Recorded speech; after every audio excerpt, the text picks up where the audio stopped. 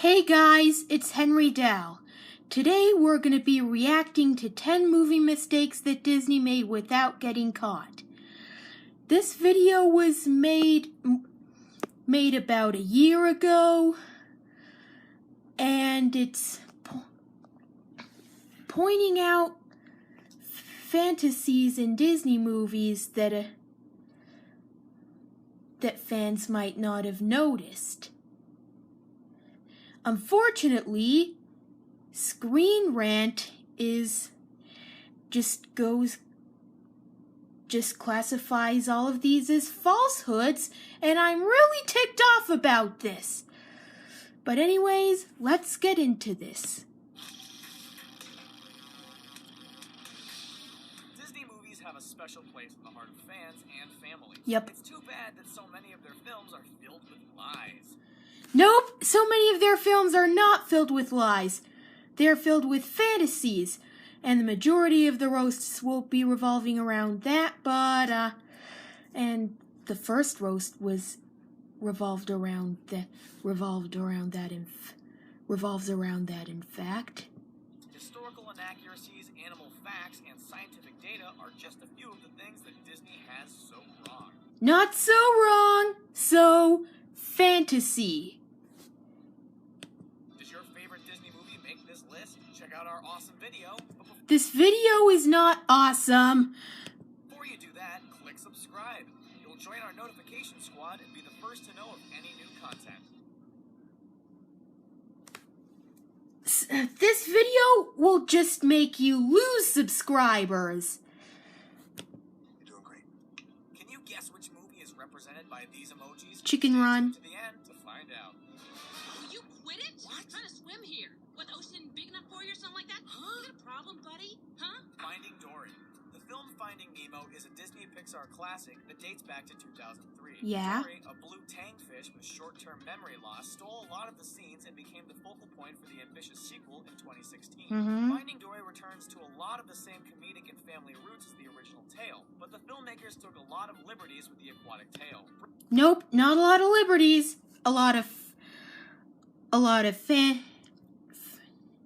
There are no liberties when making fantasies. Breaking down these elements can reveal just how many wrong facts that children are getting from the film. Children are not getting so many wrong facts from this film. The only thing people are getting wrong facts from is you.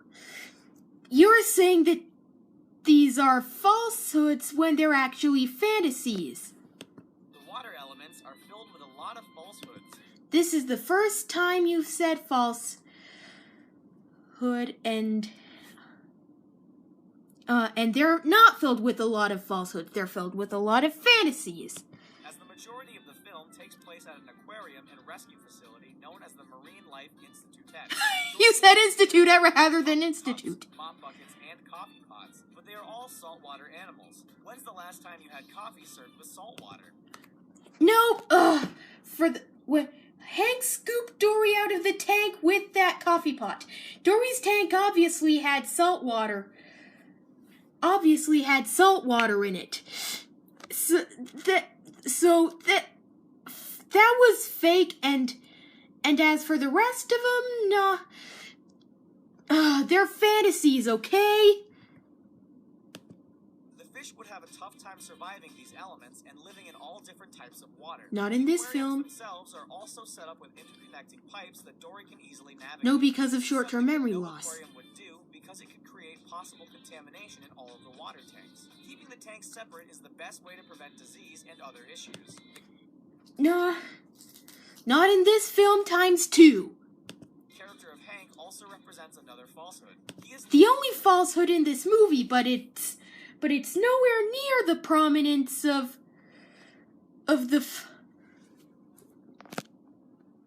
like, say, falsehood stating that falsehoods stating that all animals can communicate the way humans communicate.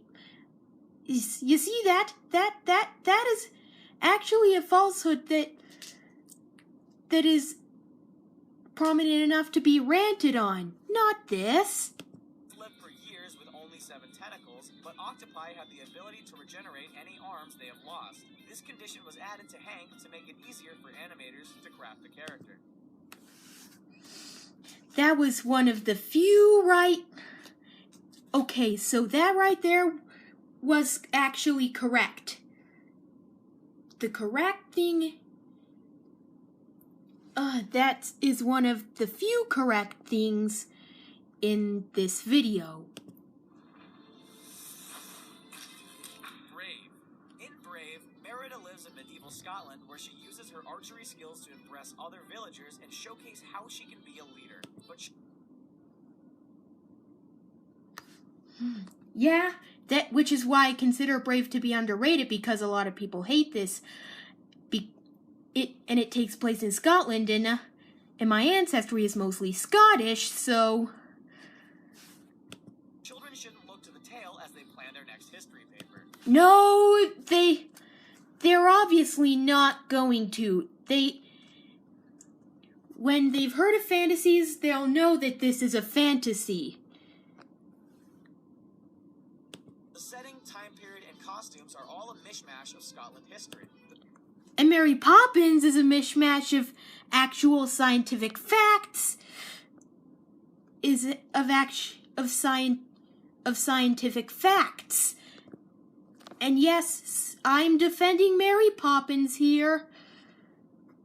The filmmakers of Brave have self-admittingly created a fictional version of Scotland that features a mix of their favorite cultural features.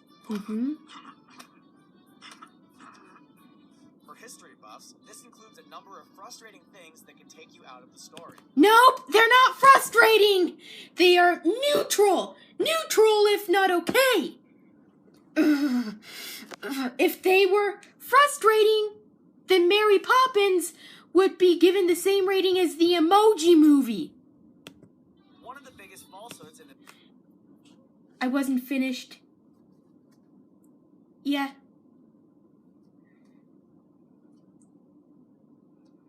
I wasn't finished, and yet it's not. And these are fantasies, not falsehoods. This creation is the presence of kilts. The film takes place around the 9th century. Kilts were not introduced and worn until hundreds of years after the time when this movie took place at. Hundreds of years. At least 5 years. Kilts became a thing before the time this movie took place in this universe. Other small inaccuracies can also be found in the film. The family enjoys a feast that includes potatoes. Nope, they're scones. But those were not introduced in the Scotland area until well into the 16th century. This is also in this universe, and those are scones, not potatoes.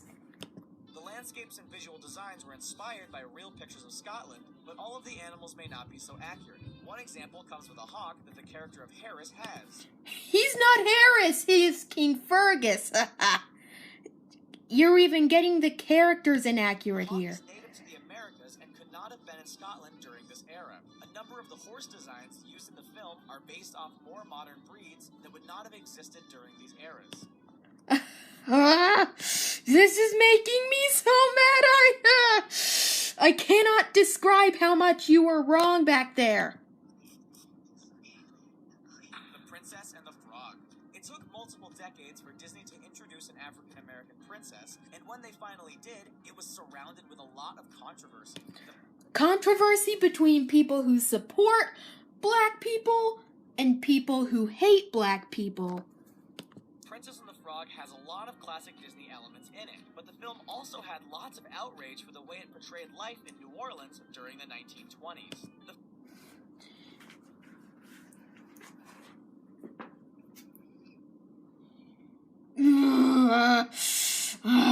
Confused. I'm confused. The film would have you believe that life between African Americans and Caucasians was more friendly and happy than it really was. No, it wouldn't. It would. No, it wouldn't. This is fantasy, not falsehood. No, it...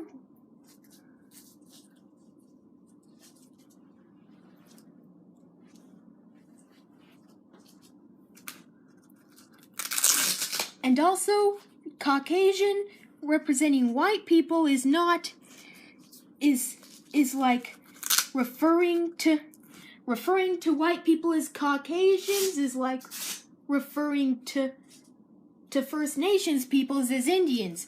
White people do not originate from the Caucasus. They originate from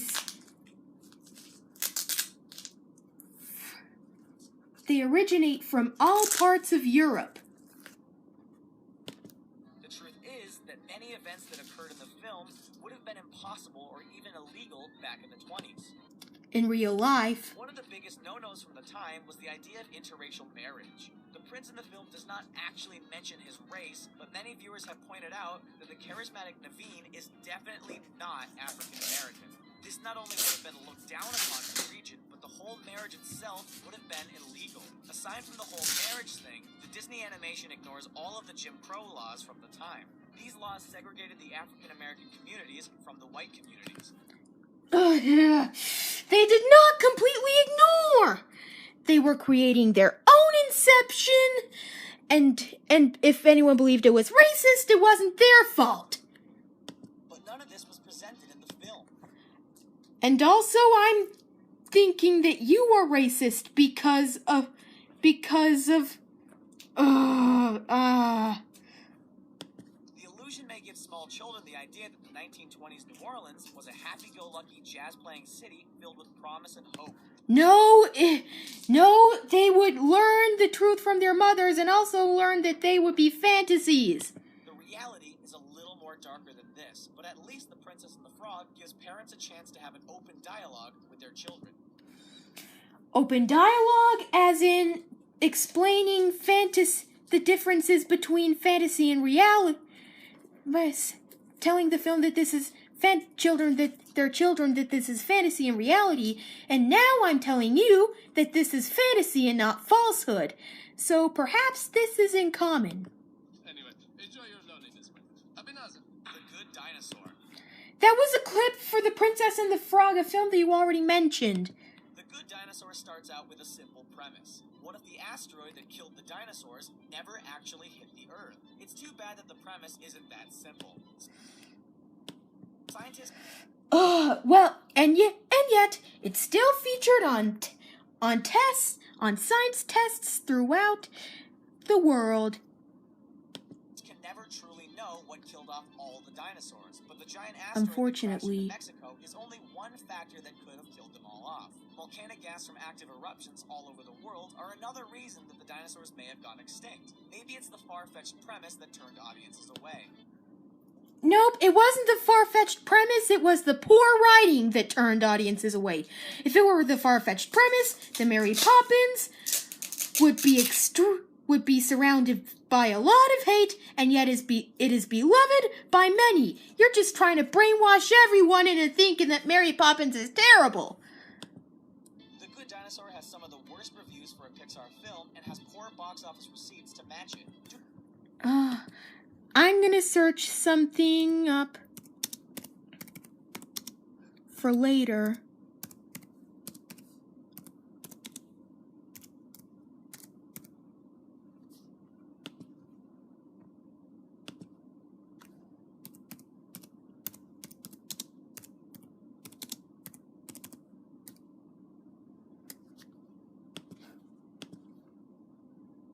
Doing a story with dinosaurs is complicated enough, but this film went through many rewrites and new stories before choosing the one that went to the big screen.